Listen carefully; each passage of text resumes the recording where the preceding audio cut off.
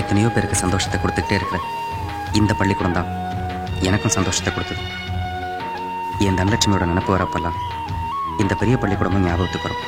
அதோட எங்களுக்கு பாடம் சொல்லி கொடுத்த எங்கள் வாத்தியாரங்களும் ஞாபகத்துக்கு வருவாங்க. இன்னைக்கு இந்த இடத்துல 8ஆம் கிளாஸ் நடந்துட்டு இருக்கு.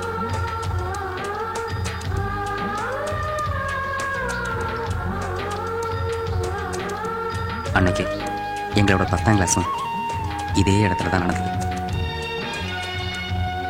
முறையாக அதை பார்க்குறவங்களுக்கு இங்கே என்ன நடக்குதுங்கிறதே தெரியாது.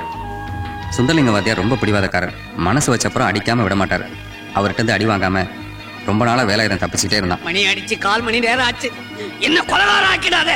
அடுத்தாப்புல ஹிஸ்டரி வாத்தியார் வந்துருவாரு. வந்தாட்டும் சார். அவர் வந்துட்டா நான் நீ போனேன் சார்.